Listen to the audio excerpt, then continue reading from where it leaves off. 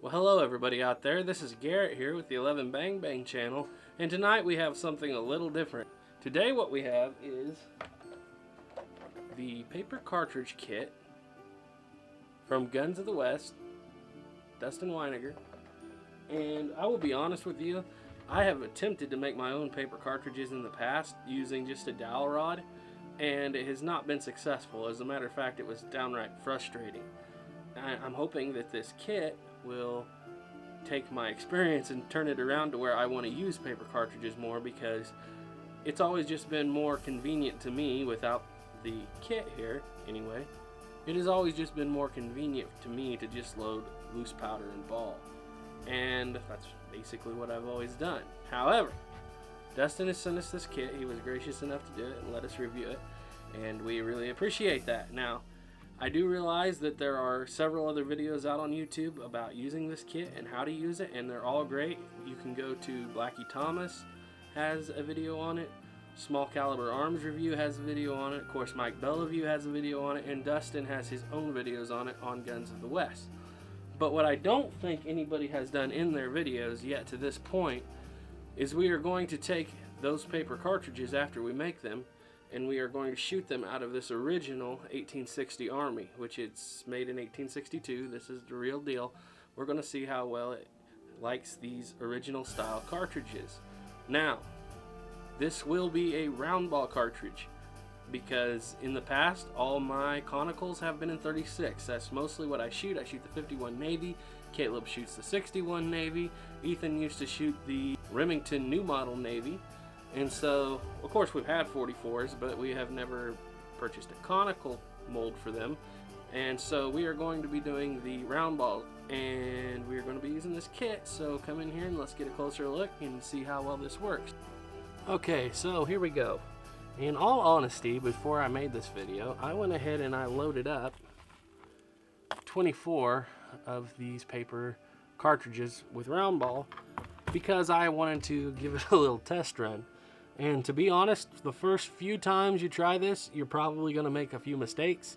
It's kind of a little bit of a learning curve, and so don't feel bad if the first 2 or 3 don't come out the way you think they should. Alright, so what you're going to need. You're going to need a couple pieces of paper. And if you've watched Dustin Weiniger's channel on round ball cartridges, you will have already seen most of this video. But we're going to use a piece of paper. He uses one. I'm extra messy, so I'm going to use 2. You need a piece of paper. You're going to need a box cutter blade. Yes, this one's old, but it will work. You're going to need your round balls. Now, these balls will be different depending on the gun you have.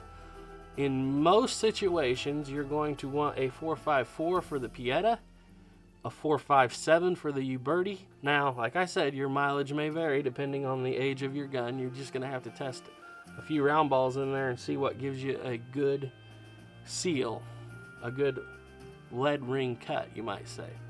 And so anyway, on to it. You're also going to need a set of scissors, and you're going to need, of course, the kit. Now, we're going to go ahead and do this just like he does it.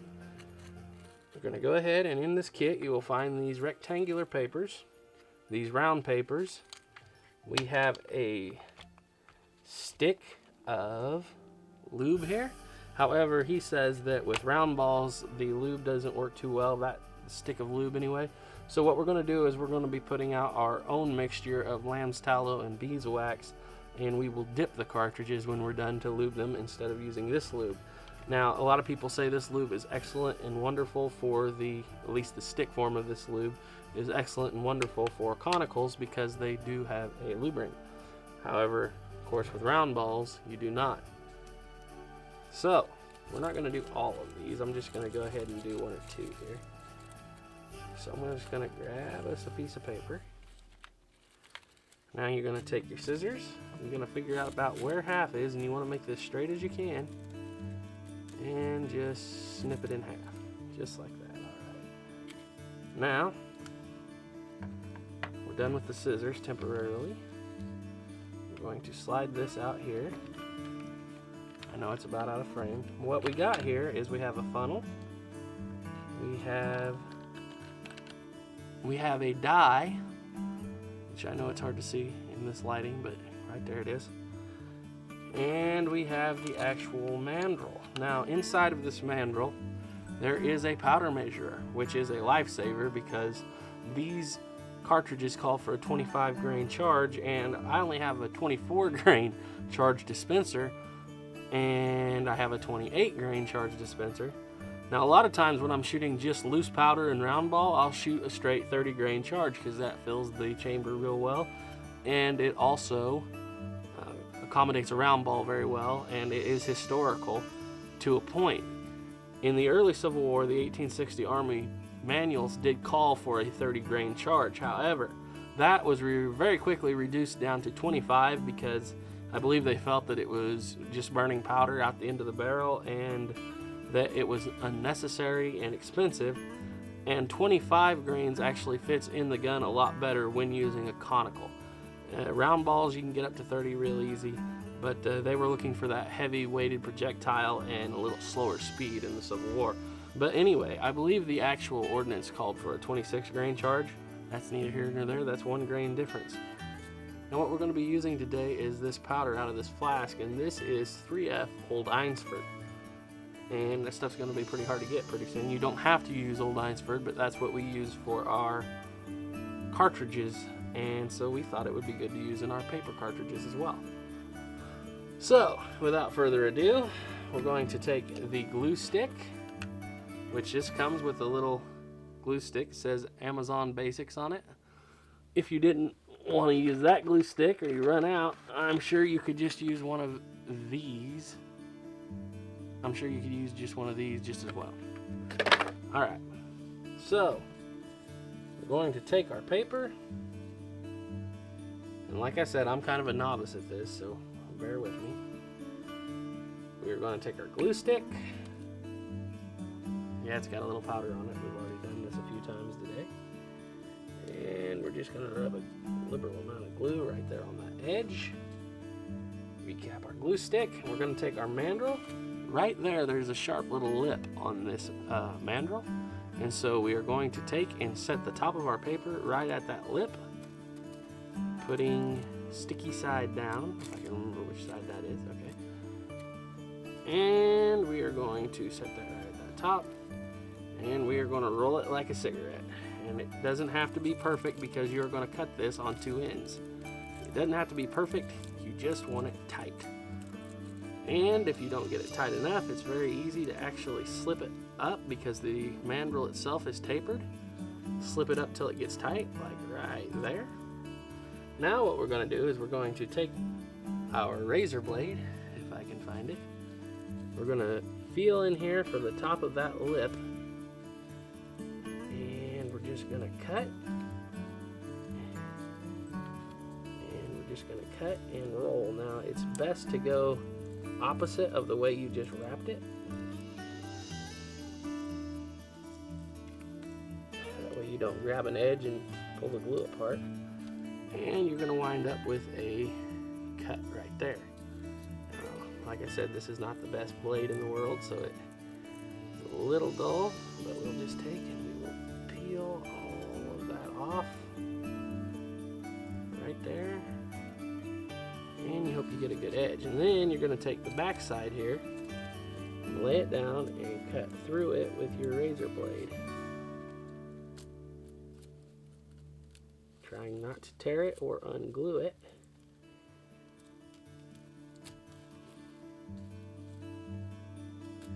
Alright, so when you get done, you're going to have something that resembles this. Now, if you'll notice right down there at the base, if I can get it to focus, there is a little tear right there that's a little deeper than the rest. That's okay because the bottom of the cartridge is going to come up and cover that.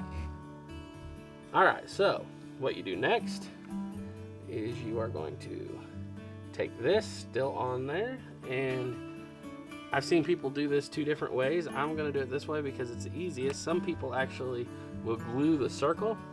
I'm going to just glue the paper on the mandrel right here. Just take and roll you some glue on that end.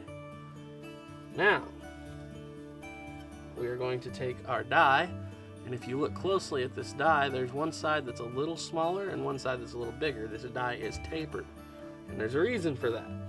We're going to take us a circle, And one of the main reasons to have this kit, in my opinion, is to get the pre-cut circles. Alright, and then you're just going to take your die and your mandrel and push it down in there. And then when you see it coming out the back like that, grab it, give it a little tug. Not a whole lot. You can rip that paper. It's not very thick. So give it just a little tug, and that is going to set the bottom of the cartridge onto the body. Now, all you got to do now is place your finger on that and push down on the die. And what we have here is a paper cartridge. Now, like I said, this isn't cut the most beautiful. We're going to put that in there. Now, we are going to take our 3F Old Einsford.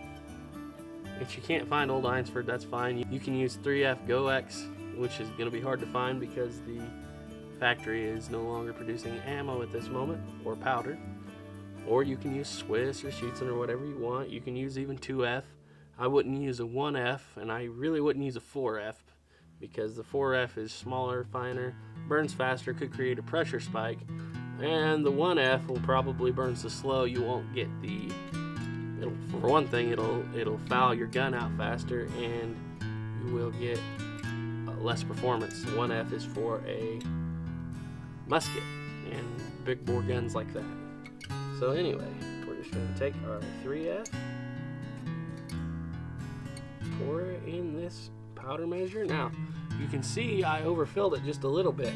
One thing I have found out on this paper cartridge kit is you do not want to overfill it even the slightest, because it may make it where you cannot see the ball in there. And if you were using conicals, it would probably be very difficult to see the conical. So anyway, we're just going to take our razor blade, one of the reasons we have this paper down here, and just scoop it even. Alright, now we should have 25 grains. Now we're going to take our little funnel. We're going to place it over the mandrel. I realize my hands are in the way of you seeing any of this, but take my word for it. We're going to pour the powder into the funnel out of the mandrel. Tap it a few times, make sure we got it. Then I like to take it and just kind of tap this and settle that powder. It's kind of like using a drop tube. It gets everything set down there on the bottom. Alright, now we're going to take our round ball, which we have right here. Now if you'll notice, these are home cast round balls, so they have a sprue. And it's generally a good practice in cap and ball revolver loading to load sprue down. So that's what we're going to do here. Once again, we're going to take our glue stick. Another reason the sprue is good is it has a place of reference for where your glue is going to go. You only have to glue halfway up the ball. You see what I'm doing here is I set that ball on the glue stick and I'm just turning it around and around, getting it good and glued up here. Good bunch of glue, and I'm going to take it and set it sprue down in the paper. Now, what you're going to do is you want to push down on this ball till you hear the powder crunch. Just like that. Now, what you're going to do is you're going to pick it up, and you see, of course, the cartridge is coming out the back. Just gently push on it now till the cartridge comes out the back, about like so. And what that does is it crimps the paper around the ball. Alright, so now you're going to pop this off. And you have a paper cartridge, a round ball paper cartridge. Now the next thing we're going to do is we are going to stick these in lube, just barely dipping the ball into the lamb's tallow and beeswax. And then when we're done, we're going to stick them in this container because you want a solid container to keep them uniform. If you put them in a cardboard container and it crinkles or something, they might tear. You don't want that, and most of all, if you're making a big batch like this, you do not want them to get any moisture anywhere near them. So we're going to put them in a nice plastic box and shut the lid. That way we're not worried about them in the least. By the way, this plastic box is actually for 45 ACP and it holds these particular round ball cartridges very, very well. Okay, so I've actually already loaded the original 1860 Army just to see how it would work earlier today. But I do have my Uberti. I realize most people will be loading these paper cartridges round ball or conical into a U-birdie or a Pieta. So let's just see how well these things load in a U-birdie. Of course, we're not going to cap it. We're going to be very safe. And we're going to just rotate that like that. All right, let's take that same cartridge that we just made, and let's see if I can get the gun in frame here. We're going to take and slide that bad boy down into the chamber there. Let's see if I can get it where you can see it right there. All right. Now we're going to ram her home. And that went all the way to the bottom, but it also went all the way to the end of the ramrods. I already have a 30 grain charge loaded in this gun.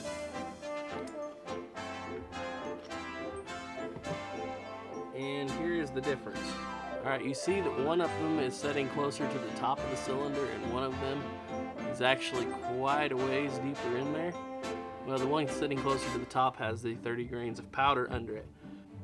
Now this paper cartridge right here is only using about 2/3 of the cylinder, but you have to bear in mind this charge and this cartridge is originally designed for an elongated ball, or what we call a conical nowadays.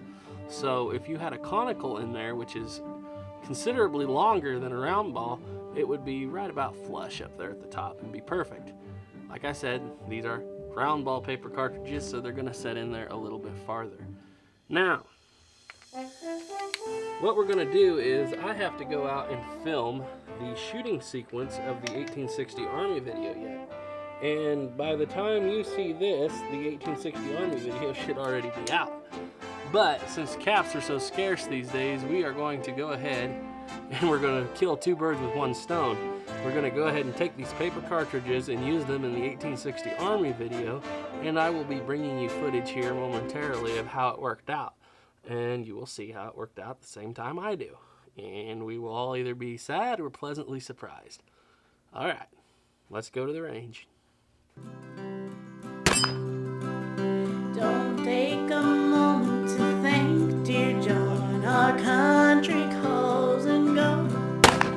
Don't fear for me nor the children, John, I'll care for them, you know. Leave the corn upon the stalk, the fruit upon the tree, and all our little stores, dear John, yes, leave them all to me. But take your gun and go, dear John, yes, take your gun and go, for Ruth can drive the ox, dear John, and I can use the hoe. The army's short of blankets, John, here take this heavy pair. I spun and wove them as a girl and worked them with great care. Take your gun and go, dear John, yes, take your gun and go, for Ruth can drive the ox, dear John, and I can use the hoe. Yes, I can use the hoe. Paper cartridges, guys, might be the way we go from now on. It's just so much handier out at the range. It's taken us literally half the time to film this shooting segment that it normally would using loose powder and ball. Let's go back to the table. Okay guys, so final thoughts on the paper cartridge kit from Guns of the West. I couldn't be more pleased with this. It took me about an hour and a half to load 40 cartridges, and I'm sure most people could do it faster than that. I'm admittedly a little slow. However, it did cut our time at the range way down. Out of those 40 cartridges, the only time we had trouble was cap jams, and that of course has nothing to do with the cartridge. The 25 grain load with the round ball is a very pleasant load to shoot and fairly accurate in the right hands, obviously not mine. But overall, I give this an A+. I say if you guys want to get into historical loading and historical shooting of cap and ball revolvers, get Dustin's paper cartridge kit from Guns of the West. I will leave a link to his store here in the description. and I hope you enjoy this as much as I did. This will definitely be the way I will probably be loading my revolvers from now on. So, as always, trust in God, keep your powder dry. Thanks for watching.